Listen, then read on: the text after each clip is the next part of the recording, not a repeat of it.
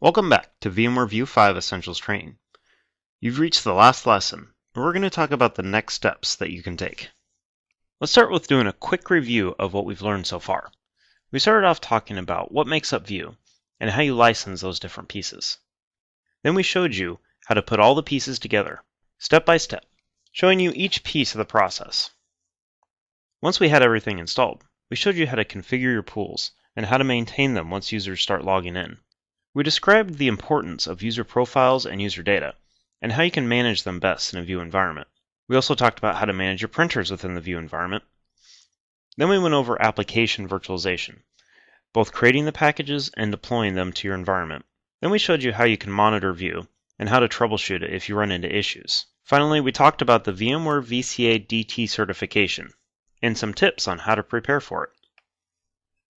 Now that you've come to the end of this series, what should you do now? I recommend doing some practicing and experimentation on what you've learned here. Take the lessons that we've given you and play around with the different topics. Install View in a lab environment, create the different desktop pool types, and understand how they work and where they fit best within your organization.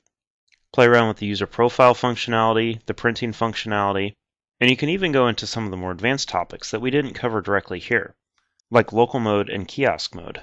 If you haven't built out your lab environment yet, feel free to go back and follow along with the demonstrations in each of the lessons to get yourself up to the point at which you can start experimenting successfully. Then do some research. We've given you lots of great links throughout the different lessons, and there's lots of blogs that post View-related information, as well as the VMware forums, which is always a great resource. As you go into your lab and you research the different topics, if there's anything that still comes up as a question in your mind, go back and review the particular lesson in this video series. You can go back and fast forward to the exact point that you want to see. If you just want to see the installation process in our lab, go back to the Installing View lesson and fast forward to the demo section. There's no need to have to go through the entire lesson set again. Once you feel comfortable with View, you're ready to deploy it to production. I always recommend starting with a proof of concept. The lab environment you built to experiment and practice can go a long way towards the proof of concept. But ideally what you want to do in the proof of concept is to actually lay out some of the requirements you have within your environment and test to make sure that View can properly match those requirements. Then you move into a pilot phase, where you start rolling out some actual users into the environment and making sure that it works for them on a day-to-day basis. The two approaches I see most often is choosing one department and virtualizing the majority of them all at once, and making sure it works for that one department. I also see some organizations run their View pilot using a few users from multiple different departments. This gives you a wide berth of different roles that can give you a good guidepost to which departments are good candidates for virtualizing their desktops. Once you feel like the environment's well architected and has been used well by your pilot users, start a phased rollout. These phases can be different users within one department or one phase per department. It really depends on your organization and how your IT department will deal with these users.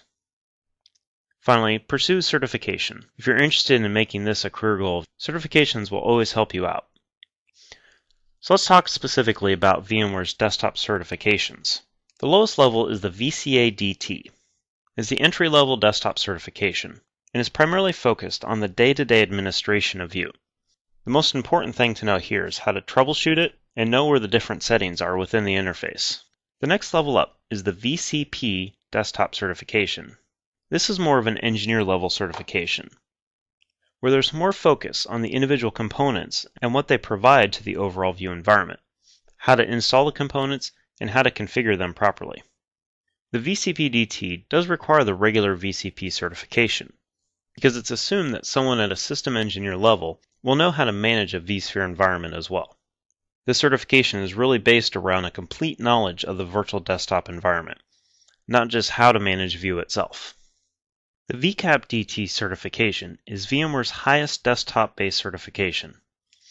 It is more of an architect-level certification, so it requires an understanding of requirements and design, similar to the VCAP DCA and DCD certifications in the vSphere product line. And as you would expect, it does require the VCP DT certification as a prerequisite. Now here I've got a list of some of my favorite supporting resources that I use for finding View information. First of all, there's the standard VMware View documentation out on VMware's site.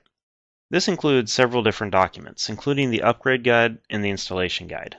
There's also the VMware View community, which is always the first place to look when you're troubleshooting an issue. My advice is to search and see if someone else has already had the problem. If there's not a solution, contribute to the troubleshooting process by posting in that same thread.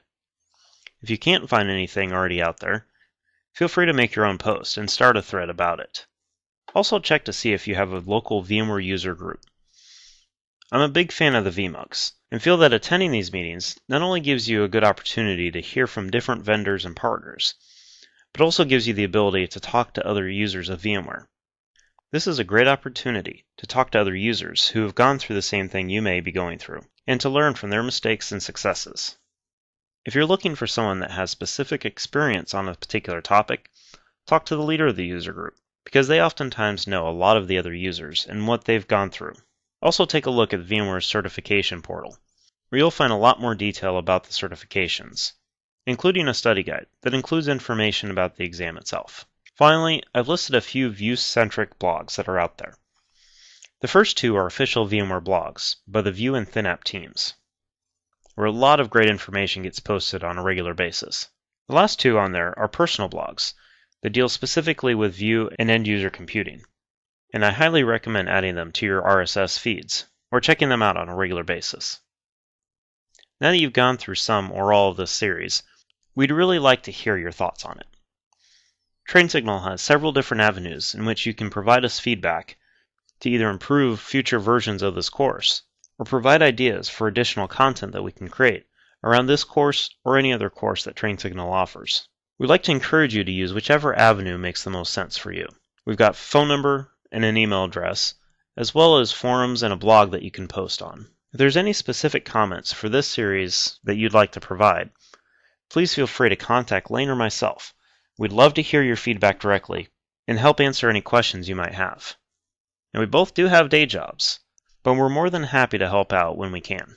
I hope you learned a lot and can successfully take this information to create and manage your own View environment. Thank you for your time and your business.